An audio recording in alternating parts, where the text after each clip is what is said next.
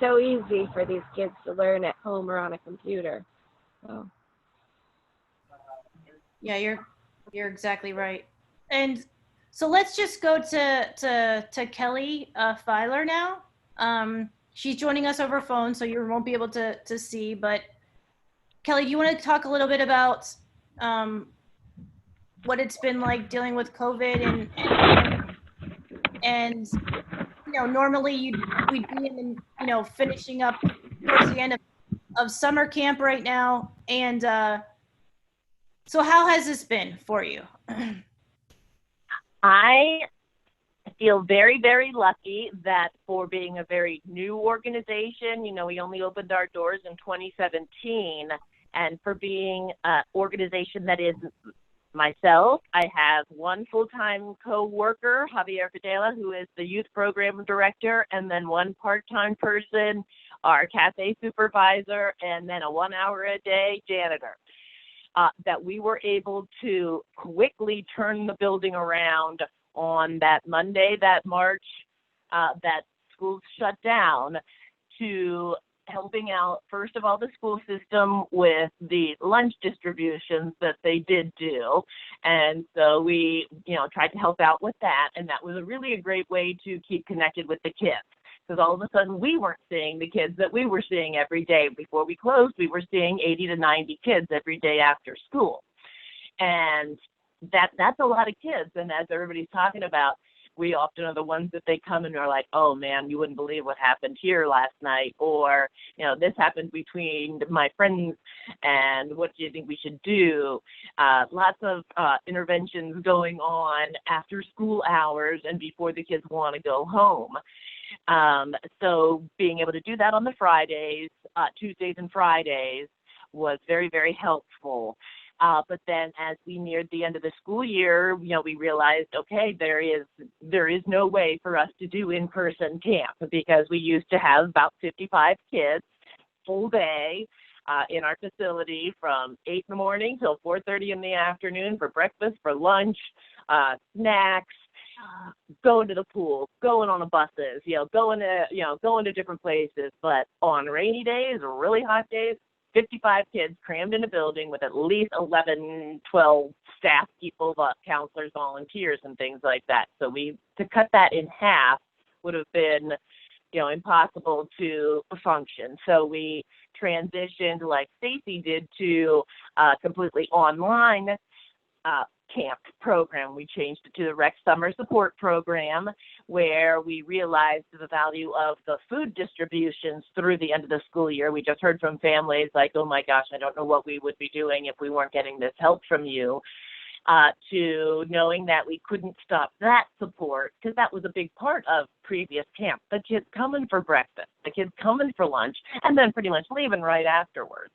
And so we wanted to make sure we did the food security issue getting addressed, but we also wanted to, we were so proud of our social emotional learning curriculum that we had, Teamology from Penn State, which is a bullying career interest development, a curriculum that the kids loved last year. We recited, the poems, we learned about the characters and Ruby resiliency and, Paco the problem solver, and just all the kind of skills that, the kids need. And we were so excited about doing that. And it's all based on team experiences, team building. And so we were like, good Lord, how do you do that virtually?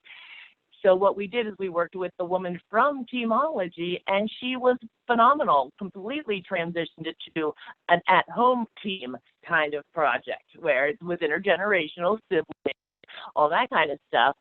So we were able to open up the online camp to, as opposed to our 55, we ended up with 93 kids registered this summer, and we also opened it up.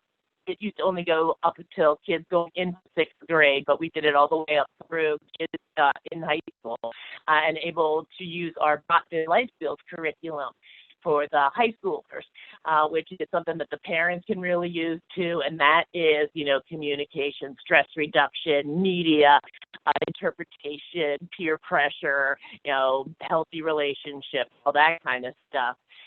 we were able to, address the food security, that curriculum that we just thought was so important. It was sort of like a way of, teaching kids through the summer without them really going.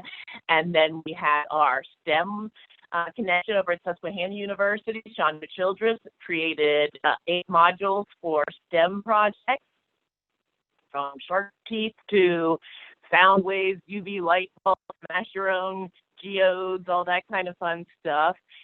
So we would include all of that in the weekly distributions.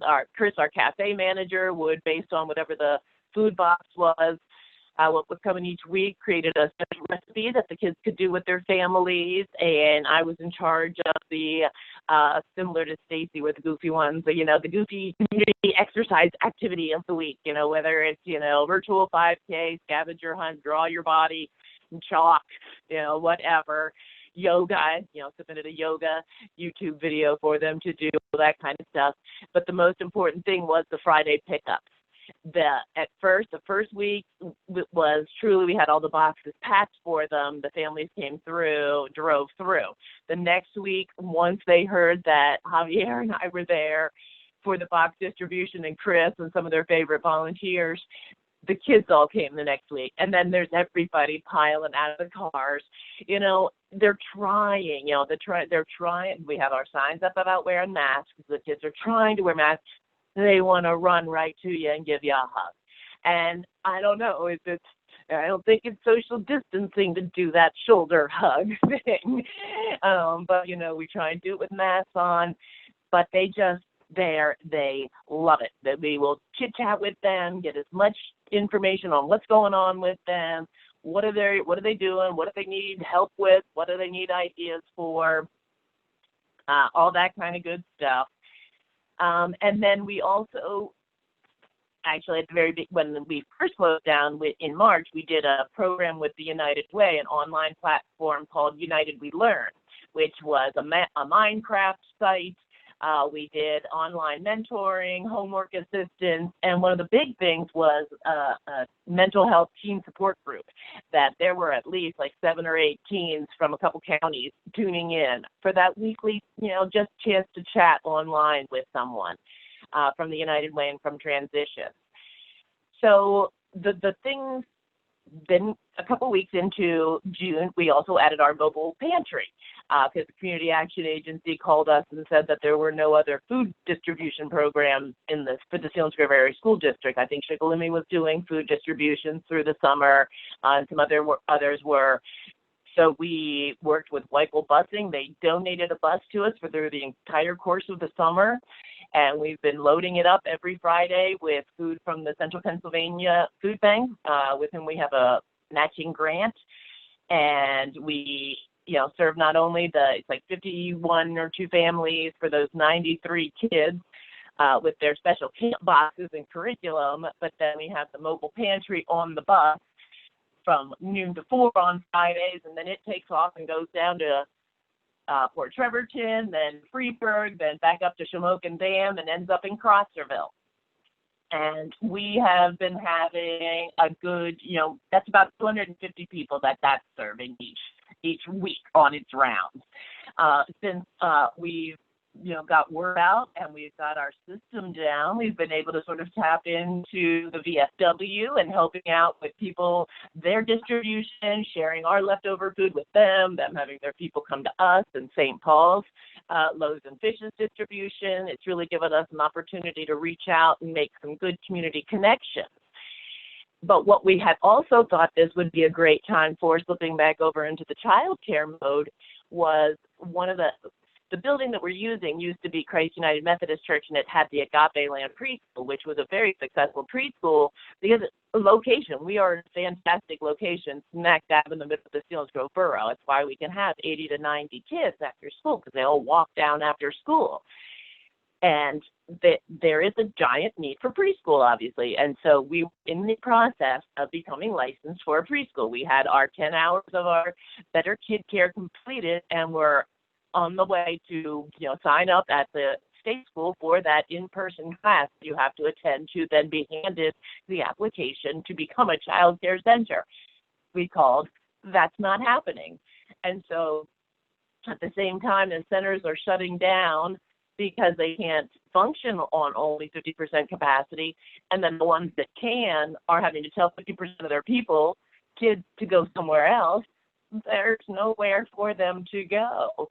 And so we're trying to think outside the box there too. And we've reached out to community partners like Heaven's Little Angels and Summit Early Learning to say, okay, we were packed from 3:30 to 6 every day after school. How about spread out into our building, during the daytime hours? Maybe just move that, your other 50% on over to us. And so I did meet they have a brand new executive director up there, met with two of those people, and they thought it was an excellent idea. Love the space. But they have as many questions as I do about, they're like, I don't know how that works in terms of a license from one place being used at another facility. Just too many questions, and to be answered at the same time as they're trying to figure out how to do it with the 50% they are going to have. So it's discouraging that the whole system is shut down. But boy, that the system chain or the supply chain is just so interesting. When one thing shuts down, and those people who teach those classes are probably people who would really like to get back to work. It's very frustrating. But the whole thing in terms of what's coming up in the fall, it really has, as Stacey has mentioned, and Jackie too, it encourages us to think outside the box. And okay, since it's almost on a day-to-day basis, what is it going to be like in the fall? The kids that we're seeing every Friday ask every Friday, are we going to open? Are you going to open? Are you going to open? And we want to say, oh, yeah, school's open, we're going to open. But just don't know how that's going to be. Javier is doing a great job at trying to create scenarios like what is 50% capacity in each of our rooms? How do we do fewer volunteers, because Susquehanna University students who staffed our volunteer base are no longer able to come over to the building. Our Susquehanna service leaders aren't allowed to come over to the building. There are no practicums for the next year. So where does our volunteer base come from? And so we're trying to think about the kids that we know are going to show up at the door. How do we determine who that can be and how many? And then how do we keep connected with the ones who are staying home? And is that another option for use of the building during the day? Because I am concerned about food security. We have a new commercial kitchen. Do we open that up for a lunch hour for the kids who are all homeschooled and staying home? A chance that would only be, I think about 80 days when we would open, and at most we would have like 25 kids in the building. That's an acceptable number if people wear their masks, which they would have to, and social distance. Maybe we open from, 11:30 to 1:30, serve a meal, offer some homework assistance, some mentoring, and boom, you're out the door. Time to clean and, open back up for an afternoon shift. All of this sounds wonderful, but I certainly don't want to recreate the wheel, and I have to come up with some protocols that I'm sure someone else is putting out there, but I need to make sure I'm getting my hands on the appropriate protocols, and that we have the staffing to put it into place, because there it goes back to the fact that there's 2.5 of us, and, finances, I just went out and had to buy more masks before the bus took off on Friday because we were out of masks. Most people will bring them, but if they don't, we're giving them one. And so, it's also, this whole process has encouraged me to, really research grants. I can try and look on the upside. And thank goodness the community has tried to pull together to help nonprofits. That doesn't help the school district, and it doesn't help childcare centers. And it does help us to look at the big picture in the long term. What really are the needs going to be, and what of the creative things that we're coming up with right now are going to be part of that future and long term? Like, we do need better computers for those kids who do not have internet access out there. Maybe they come in. Maybe we get a Weichel van to go around and pick up the kids who don't have access to internet. Bring them in for 3 hours or something like that. we're willing to be very creative. The school district, they have all come. We've met with the new superintendent, Frank Jankowski, Dr. Jankowski, and John Boley and Damian Gessel came to the school to tour. And I said, this is available. Help us be creative and use this space. And they were grateful for that. And, online, our mentoring program will definitely continue. But I'm concerned. I'm concerned for the number of kids that just hang around the building, every day this summer, and that, I gave 2 iced teas away this afternoon, and they want to come back, and I want them to be able to come back. I want some real clear guidance on how to do it safely. Yeah, I mean, that's amazing that you guys are, trying to figure this all out, but it's just, there's so many kids that just, the rec, that was the place you go after school, and that's the place to hang out with your friends till mom and dad get home from work. And it was such a relief, I think, to a lot of working families that they didn't have to worry about childcare from 3:30 to 5 or whenever they were done with work. And they would race in the door and go right for the free snacks too. Yep. That we had from the benefits. So I think about the food security. If I can only, what about the other 50% that are still hungry after school? Yeah. And here lies the issue, because people like you, Kelly, and Stacy, and stuff, like, all that's in your head all the time is what's in the best interest for the kids in this community. And it's like now you have these walls up trying to guide you, but it's not, that guidance is not necessarily going to fit the situation that is happening, right? Like, that's the issue here. We want to make sure the kids in the community have access to snacks. We want them to have access to a place they can go to when mom and dad aren't around. And I'm just worried about what that's going to mean this fall when it's not there, or not in the capacity that to get to as many as it was before, right? I think, thank goodness, I tried and be optimistic, which is surprising, I'm sure, to all of you guys. But I really think about the conversations that we're having with the United Way, with the Community Action Agency, with a lot of the other partners with whom we work, to think about the big picture. And we're going to take care of our immediate needs. We're doing our best. When people come to us, like you mentioned, a single mom and a kid. I have one that are the most wonderful people in the community, and they can't pay rent. And I'm trying to put them in contact with people.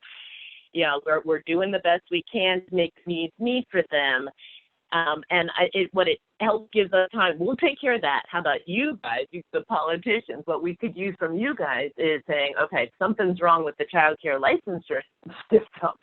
Maybe, that's something preventative. Like, if this is ever, what would we do again if something like this happened? How can we make this system not shut down again in the future? What is plan B? If all of a sudden the child cares have to shut down, do they, boom, immediately go to the churches, or somewhere else? There are empty spaces around. It would just be really nice if we had, some feel-safe things in place for people. And, I know the Community Action Agency tries really hard with their service navigation, but when you're getting 30 calls all of a sudden, when you have probably 4 service coordinators, that's a lot of people you're trying to help. And so let's make more affordable housing out there. Let's make sure that when people lose their health care, they don't have to worry about not being able to get a mammogram and things like that. That's what, I like the teamwork approach, where I can do the groundwork, the stuff down here, but somebody else helps fix it so that it's not like this in the future for the rest of them. And do you want to explain a little bit for Bill, Jackie, and I the issue you're having with the license thing, so that's something that we could look into and get better educated on? What was going on there?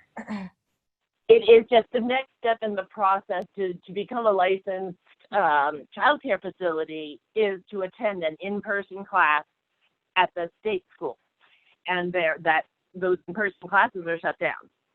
And so the entire process is just shut down. I don't understand why that can't be a Zoom class. I'm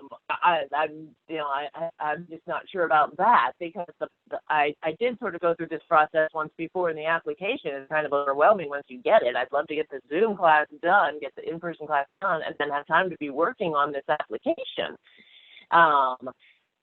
I would love to have been open by fall, with a child care. And that was possible, I thought, back in March, but, no longer. That's as much as I understand.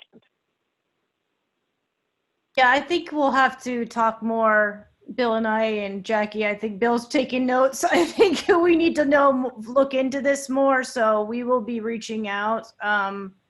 That's and how to navigate even the licensure issue. Like the summit didn't even know whom to go to ask. Can we use our licensure, and the knowledge of our executive directors and take that to another facility that is a safe facility and, use it temporarily? It's a unique, I guess it's a novel question, as it's a novel virus, but this is some of the stuff where we can be proactive, in terms of whatever the next thing is. Absolutely, because I think what COVID is highlighting is stuff like this, right? Like there's failures here that need to be addressed, because the reality of the situation is and I hate being Debbie Downer, but with climate change and in the world that we're embarking on, it's not out of the realm of possibilities that something like this could happen again, whether it's a natural disaster or a flooding or some other situation outside of a virus where some sort of community action is going to be necessary. And we need to make sure that we learn from the COVID so that we know how to navigate it in the future, right? Like that's at the bare minimum, that could be the positive out of this, that we know in the future that these little things need to be taken care of now. And when I mean now, let's not put it off for legislative session 3 years from now. This is the kind of thing that our elected officials need to be addressing now, so that it can be remedied and that it can be remedied for the future. And again, I'd like to talk to some more people in the community about this issue and figure out how we can navigate so that if Bill, Jackie, and I were to get elected, that this is something we could address. Because I think that this is the kind of stuff that could benefit people immediately and just doesn't get taken care of, because it doesn't put dollars in certain people's wallets, but that's another story. And so, that's the reality of the situation. We need to start fixing these little things so that if this happens again, we know that that facility that's sitting open could be used. So that, Kelly, if God forbid something like this would happen again on some scale, the rec knows and the school district knows, well, that building is the licensing works there. I think that's something that we need to have a serious conversation about. Or do I become the quarantine center? Yeah. I don't know. What's going to happen? Like, I have to admit, our time is probably up. It's been an hour, but I would imagine that this month, August, when all the college kids have to get 2 COVID tests before they go back to college, those numbers are gonna spike all up. And I've got, where are all those people going to go? And what if it's a teacher's kid? And my oldest son is a Penn State student, and his previous job last year was at the Nittany Inn, where it has been converted into a quarantine center for this coming year. And so, that's what I'm really curious. Is there a quarantine center in Snyder County? I have actually not, that is a valid question, but here's the issue.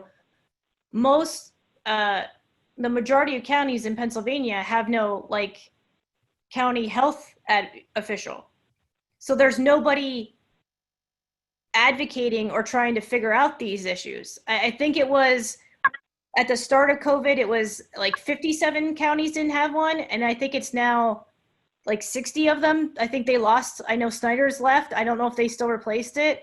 That's the issue here. Majority of the counties in Pennsylvania do not have a healthcare advisor during a pandemic to advocate for these issues. That is that's a disaster. There's nobody in most of the counties taking the guidance from the governor and figuring out how to negotiate it in their county, following these protocols. And that's horrifying.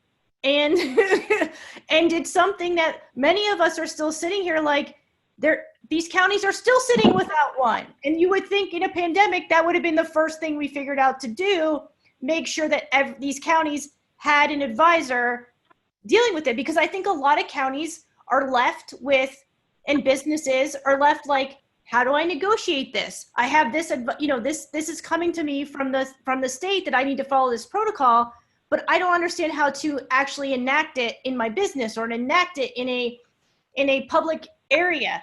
And I think it's honestly fallen on county commissioners that have no healthcare background to figure out that situation. And that's not their job. It should not be their job.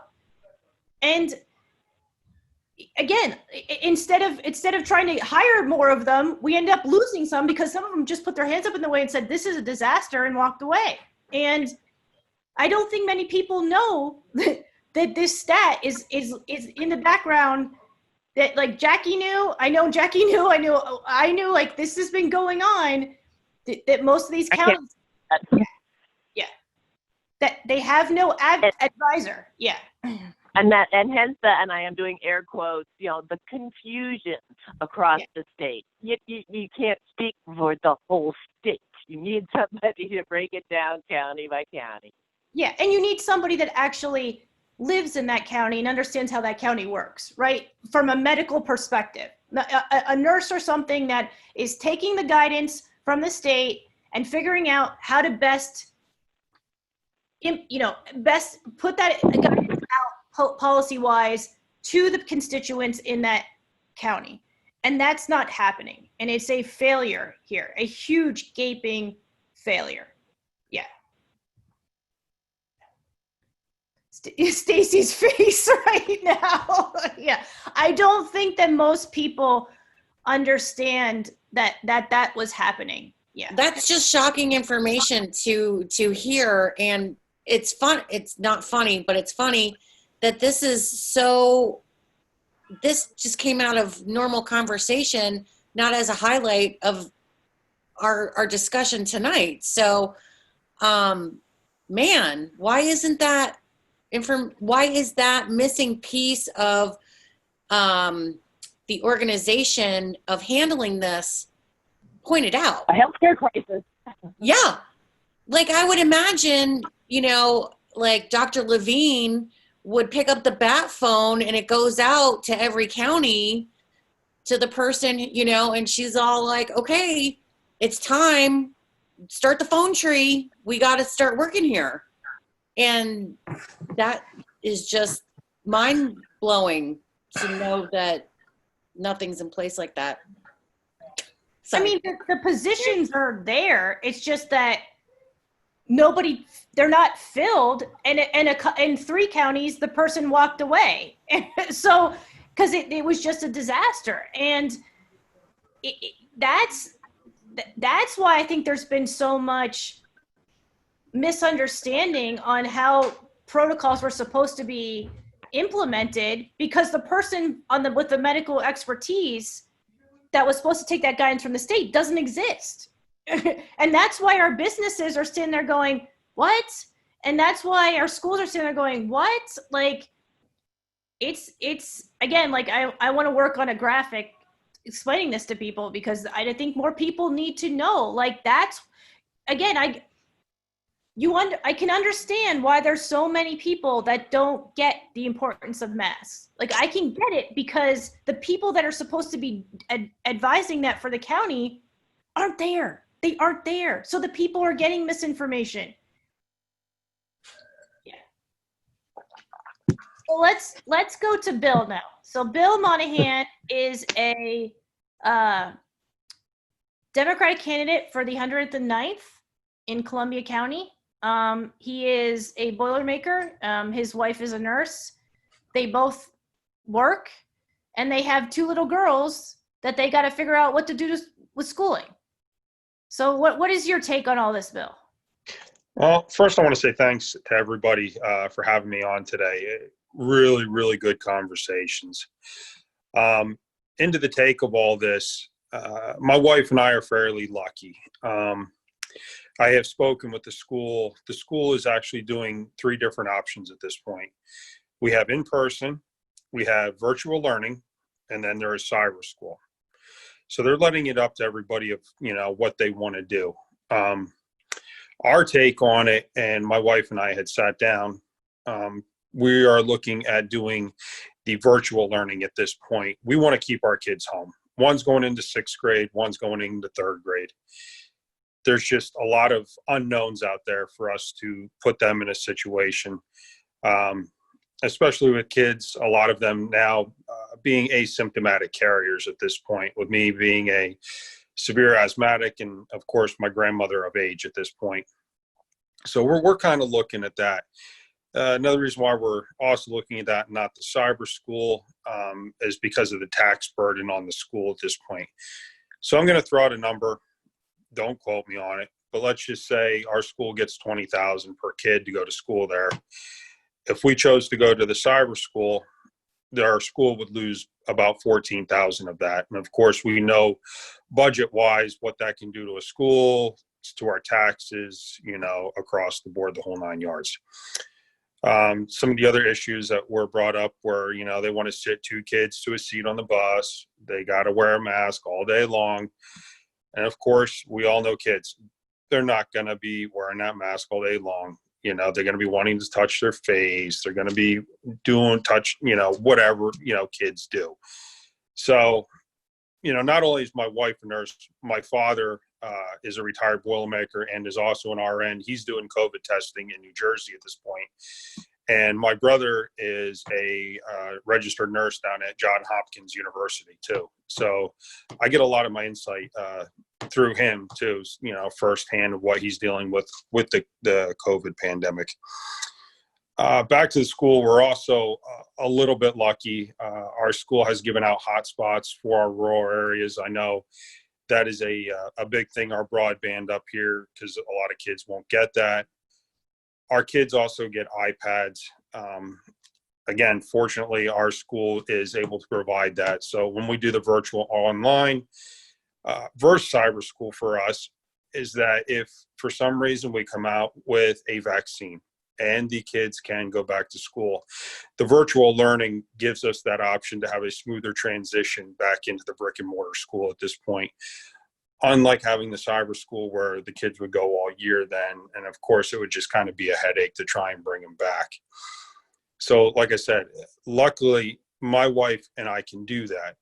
Whether she changes shifts, depending on where I'm at with the Boilermakers, whether if I take a first, like our shifts work in day shift or night shift. So let's just say, if I have to take a night shift job because of what's going on, at least then I'm home for the kids during the day.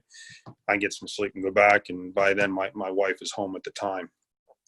So these are a lot of things to, what we're looking at. I had spoken to a single mother who is a waitress and a bartender the other day. And she said to me, Bill, I just don't know what I'm going to do. I'm scared out of my mind. I'm a single mom with 2 young kids. And they said, even when this pandemic hit, she actually had to bring the kids to work with her because she had no other means at this point. And my heart just went out to her. She's scared. She doesn't know if, they're going to shut the schools. She doesn't even want to send her kids to school, but at this point she has no choice. So, I have talked to many other parents, and the sides I'm kind of looking at here now is if the parents have the option, have the capability to keep the kids home, I think is great, because at that point it can also help make up more distancing in the schools for parents like her that can't do it, because again, our desks are only going to be 3 feet apart. They're going to be in there all day eating lunch. They're going to get masked. The elementary school was talking about getting the kids outside, giving mask breaks and stuff like that. But again, what happens when one gets it? The kids are not really showing the signs. They're taking it home. Who are they giving it to? And then how much did you infect the class? Did you infect the teacher? Vice versa. There are just so many unknowns with this. So, my wife and I were working diligently to come up with a solution, but right now that's our solution, is to keep our 2 young girls at home, and amongst many other parents that I have spoken to.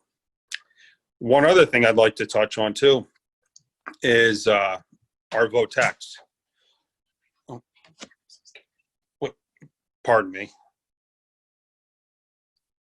All right, show it to your mom. I showed her. Pardon me. I'm in a meeting, Nikki. Okay. This is what it's like running for office. Yes. When you're a parent. Yes, I'm in a meeting. Oh. Okay. I'll deal with it when it's done. There's nothing I can do about it now. This is the reality of the situation. Yes. I'm sorry. Yes. No, just take your time, Bill. It's fine. I'll Okay. take a second here. Give me 1 second. Yeah. So like this is I mean, what he's saying is I think is interesting. If some people can choose to keep their kids home, it does actually help with some of this burden, which is a good point. I didn't really think about that too much.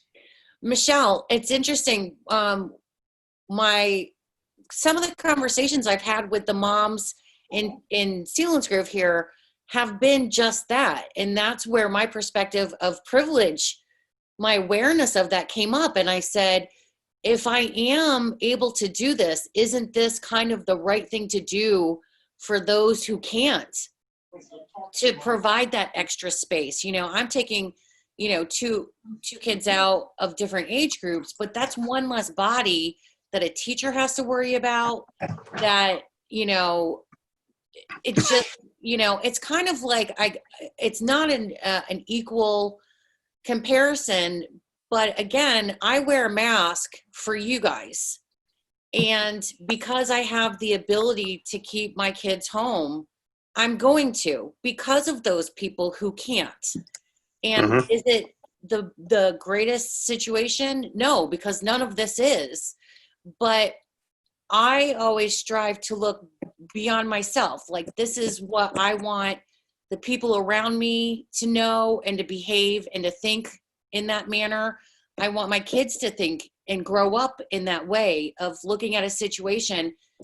But okay, this is what involves me, but let me take a moment and look at the broader picture of how this influences other people. And so again, it's acknowledging that I can stay home, and I will, for the sake of my kids, but for other kids and families as well. And I really hope that some families think that way when they make this difficult difficulty Yep. Go ahead, Bill. Yeah, I'm sorry. Sorry about that, everybody. little family drama of my oldest daughter. So what I was getting at is one thing that's really concerning me at this point is our kids in the trades, our Votex. Because let's face it, half the year they're going to do something, schooling. But when it comes to the trades, you learn with your hands. And if these kids can't be in school, or they're going to be all together because you work in groups and a lot like that, what's going to happen with that? So that's really kind of concerning at this point. My heart kind of goes out to those kids that are in the trades trying to work up with that. another sacrifice my wife and I have been talking about is my father-in-law is retired. Now, in his part-time job that he does now, retired for him to stay busy, is he's a bus driver, and down in Schuylkill County. And like my wife and I had said, because we are keeping our girls home from school, we might get to the point where we won't even be able to see our family from down there. I said, and I told them, and they know it. It's not personal, but with everybody on the bus, as much as you're cleaning and everything, I said, Dad, I just can't. I really hope you don't get it from these kids. But in the same token, I can't run the risk of seeing that side of the family, and the kids getting it or one of us getting it at this point. So there's many sacrifices on many levels by a lot of people. And when you actually sit out and hear some of this, it's very eye-opening. It's very humbling. Like I said, I'm blessed for being able to do what I can do, but a lot of families are not that blessed. So, in terms between the broadband, between better technology for the schools, to even whatever your school has in place at the time, it's just a lot of things to look at in a short period of time at this point. So that's kind of where we're at right now. And I keep reaching out, and I keep trying to hear what the people have to say at this point, and still trying to, even talk to some of the teachers and everybody else, because a lot of them are all nervous. That was the other thing my brother had mentioned to me. And, even with the whole mask thing, when a kid coughs or a kid sneezes, that virus, if they're infected, is still getting there. But at some point, they're going to touch that. They're going to put their hands on there. That virus is going to be there. Even though we are distancing and masks work, they've already proven it. Masks have worked. But it's still at that point with them, it's still there. And it's concerning. Well, I'd hate to see that. and I think you hit on something too. Like, hardworking people right now have been sacrificing so much. And our small businesses have been sacrificing so much. I don't think people understand just how much average people have been stepping up. And, we hear from people that hate the masks and blah, blah, blah, but the majority of people are stepping up. The majority of people are taking this seriously. The majority of people know that if you get it, it's not going to be good.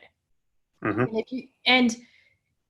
But what's getting missed here is most of us are sacrificing. Most of us are, trying to stretch $1,200 over 4 months, which is impossible. That's insane. And now we have unemployment expiring, and we have moratoriums on rent and loan on house expiring. And this is a disastrous situation. But meanwhile, our elected officials get per diems to write off everything, a car trip to Harrisburg, when it's all set up with legislation that they can sit at home. They don't have to drive down to Harrisburg. They can Zoom and vote that way. And I posted on my page. I hope most people will read it.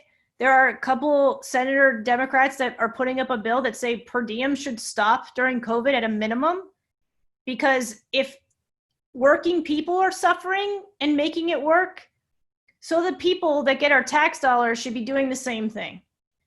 And it's tough here, right? It is hard when you have a D behind your name for Bill, for myself, for Jackie. But you have to start understanding that we want to actually go to Harrisburg and try to fix some of this damage. Because if we don't, these things that we've been complaining about for a long time in rural PA that have been highlighted from COVID, if these things do not get fixed, I don't know what's going to happen to this state. We're not doing good in a lot of stuff to begin with. If it keeps this way, I don't even want to know. This state is in such financial distress. It's unreal when you start looking at the numbers and what's going to happen here. And like in Snyder County, you have like 60% of the people that are on unemployment or in the manufacturing sector that have exhausted their benefits. What is going to happen here? Do people understand? You're punishing working people for a situation that is out of their control, and you're offering them nothing to help them through it.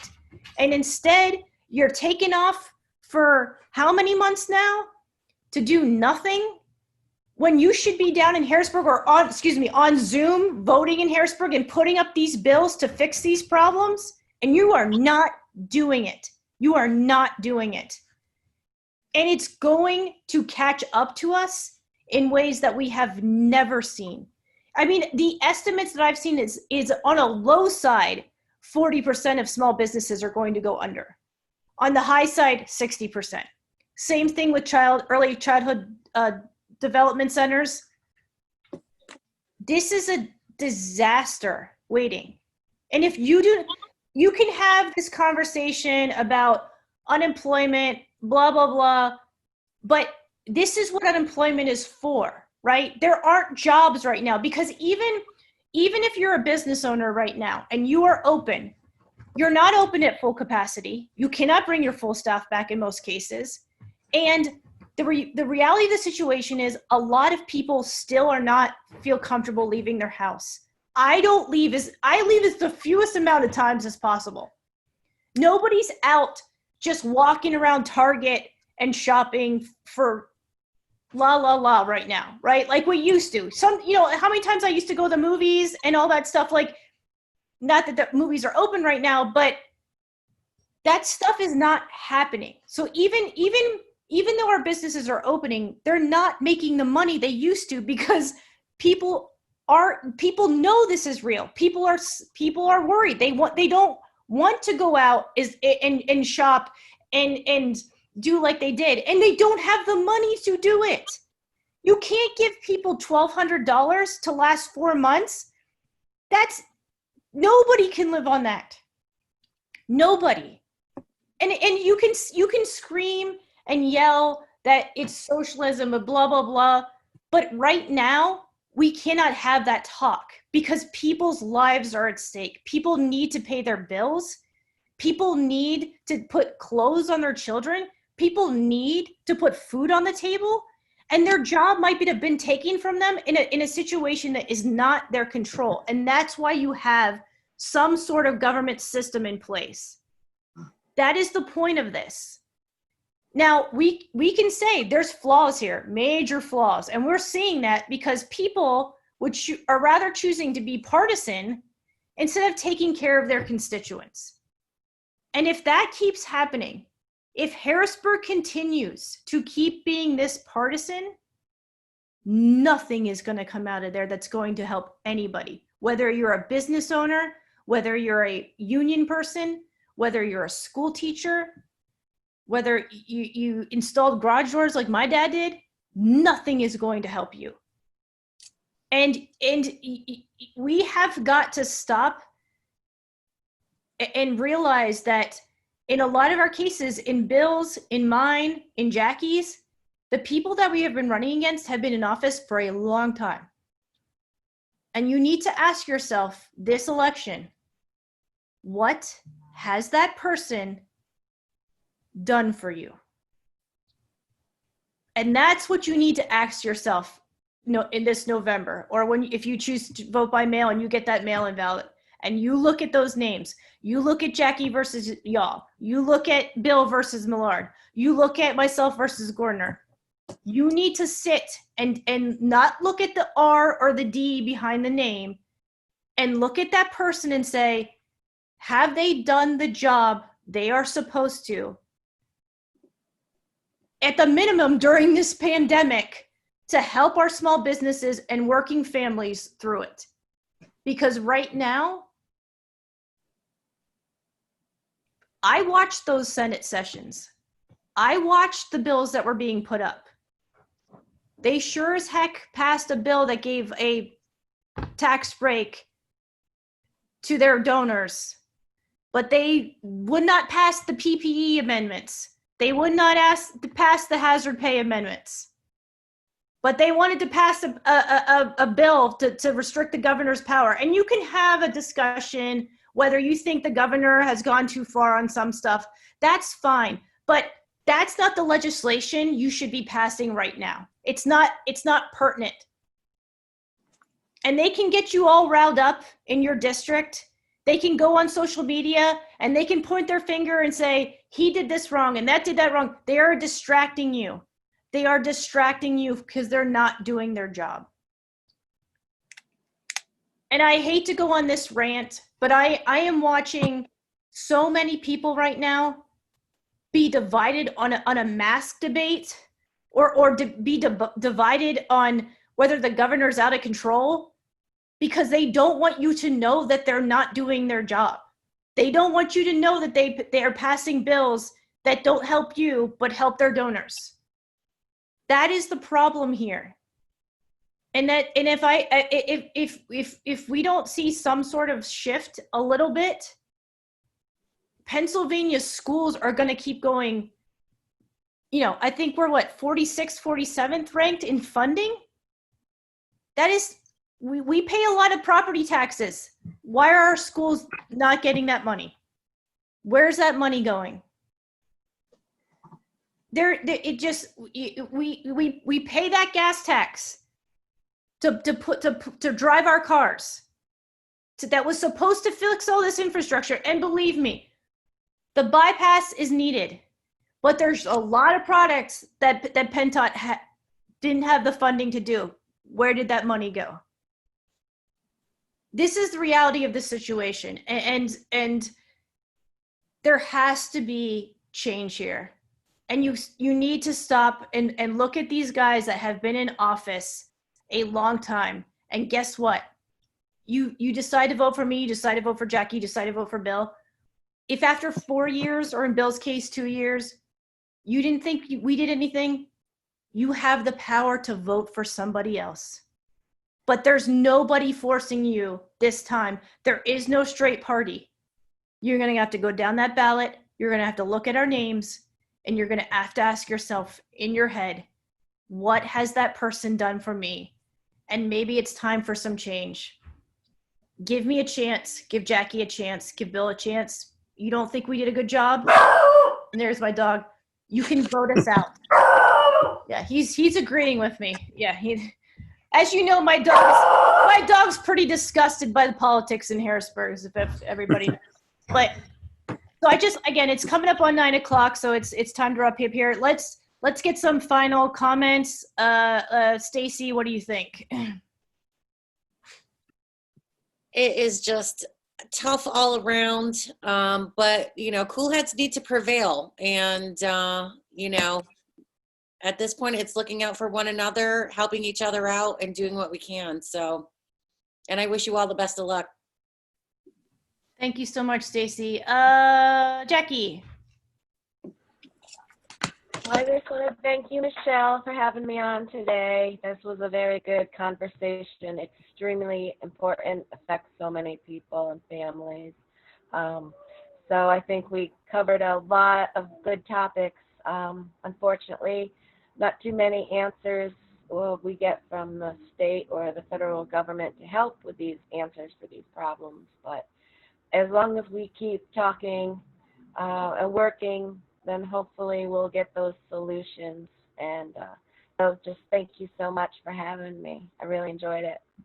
Do you want to share your website and social media quick for people to follow you? Yes, you can follow me at www.jackiebaker4pa.org and jackiebaker4pa@gmail.com if you want to. And Facebook, Jackie Baker for PA. Thanks. All right, and Bill.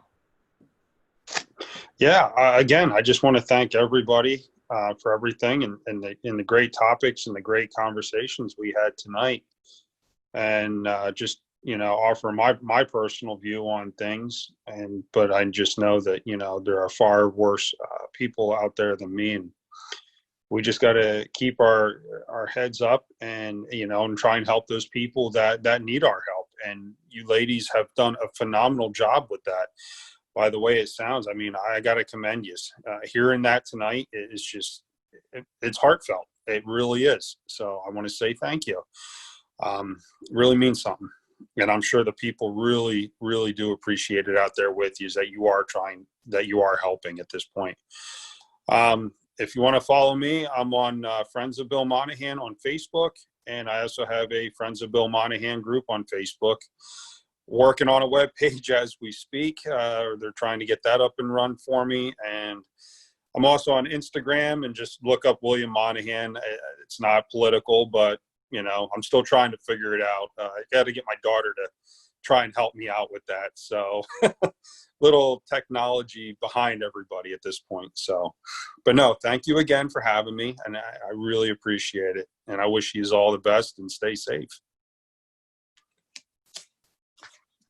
Yeah, thanks everybody. I'm so happy to have been joined by Stacy and Kelly Filer, who gave us some very important insights for what they're dealing with as people that work with children on every day. So, and I want to thank Jackie Baker, who is a educator and given her input, and Bill as a dad and a working guy, that his input, I think that was very valuable for this conversation. So again, thank you all so much. Starting next week, we're going to do something different for the rest of the month of August. We're going to do a town hall focusing on each county and the issues in that county. So this coming Saturday will be focused on Snyder County, and we're asking people if they have questions or want to hear what my opinion is on an issue. You can submit them, just message our page, or you can email me at michelle@michellesiegelforpasenate.com. And also, Kristen will be on. If people have questions live, you can come on and ask them. This is a little bit of a get to know me and a Q&A session. So again, that will be next week at 7:30, and we are going to do one for each county. So be on the lookout to see when your county is coming up. There's a registration link on the page if you want to join the Zoom personally and be on the Zoom with me as a constituent. So look for that. I would really we want to get as many people here. And I don't know what my dog is doing right now, but he is driving me berserko. Morty, sorry. So join us for that event. Be on the lookout, register, be on the lookout when your county. So this, again, for the 8th, it's Snyder. You are a constituent for Snyder. You have questions going on. It's going to be focused on the issues going on in that county and solutions, and also just hearing if you have a comment. So look for that, and please register.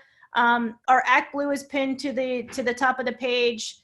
And we have some other, August is, again, we're under 100 days to election now. So the madness shall begin. So for the month of August, we have, on August 4th at 7 p.m., I have a meet and greet via Zoom with Lee Griffin, who's running for Congress for the 12th, Katie Evans for the 85th, and myself. So look for that on Facebook Live at 7 p.m. And you can also join that event too.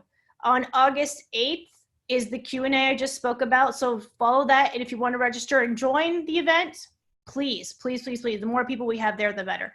August 10th, I've been asked to do an interview with the Daily Burn at 6 p.m. That will be live streamed on YouTube and Facebook. So look for that interview. I'll be talking about my platform, the big issues going on in the district, and having a discussion on why I'm running. On August 12th, the Senate Campaign Committee is having a tweet chat at 4 p.m. So look for that on Twitter. I'm pretty sure Jackie's going to be involved in that too. So it's going to be interesting. I guess they've done this in other states, and it was really a great event. So if you're on Twitter, I'm at Senate PA. So look for that event. August 21st is Pizza and Politics with Michelle. My parents are, guess mom and dad got swindled into having a fundraiser. So if you don't want to be in there in person, you can join, we'll have it via Zoom, but if you want to come, it's going to be social distance. My parents have a lot of land. My favorite food is pizza. So my mom's like, that's what we'll be having. So it'd be a chance to get to know me one-on-one and have an outdoor event where we chat with, you know, friends and family. And if you're interested and you want to come, let us know, send a message. We'd love to have you. August 23rd is the Clearfield. This event is going to be in Clearfield, Pennsylvania. It's hosted by PA Women Rise, and it's going to be an event at 1 p.m. It's a rally where we're hoping to get people from all over the Commonwealth, whether you are a Democrat, Republican, Libertarian, Independent, whether you support Biden, support Trump, whoever you are, we're asking you to come to this event, or it's going to be broadcast over Zoom, and it's going to be a people-powered event where we focus on the issues going on with the people and how our voices are not being heard on Harrisburg, and to hopefully unite us all, whether you are a Black Lives Matter supporter or a Trump supporter, and all come together and saying, let's stop fighting with each other. Let's look at Harrisburg and say, you're not doing your job. Stop dividing us. So this event is going to be big. I really hope that you'll follow it. Follow PA Women Rise. The women that run that are amazing. They're trying to shake things up in Pennsylvania and get people the power back again to call out their elected officials. So that's August 23rd in Clearfield at 1 p.m. And then finally on August 26th, we're working on a drive-in Democrats event. It's going to be at the Point Drive-In. Time is to be announced. We're working on that. It's going to be a family fun event. We're going to show a movie. We're actually going to be releasing a poll so that the people can pick the movies. We're going to narrow it down to 3. I'm hoping for Goonies, but let's see what happens. Yeah, Bill's like, yeah, exactly. So we'll have 3 movies. You can participate in that poll. You can come, bring your family. You'll get to hear from other elected officials. Like we're hoping to have Bob Casey speak. We're hopefully having Josh Shapiro speak, Nina Ahmed, all these Democrats that are running. And then also for you a chance to meet your local elected Democrats. We're hopefully going to have the Snyder County Commissioner speak, Northumberland, Union, so you guys can see mayors, any Democrat that's elected in the area, so you can see them. And it's a social distance event. You're in your car. It's a great way for us to come out and support and find some solidarity with fellow Democrats. So these events are going to be up on our page and our social media. So please follow them. If there's one that perks your interest and you have some questions, let us know. Message our Facebook page, send us an email, and we'll get you more information. And then again, if you want to follow me, my website is michellesiegelforpasenate.com. If you want to email me, michelle@michellesiegelforpasenate.com. You can follow me on Twitter at SenatePA. I am on Instagram and Facebook at Siegel for Senate PA. So thank you so much to everybody that joined us again tonight. We'll see you next week for our town hall that is a Q&A for Snyder County. So thank you so much. Have a great evening.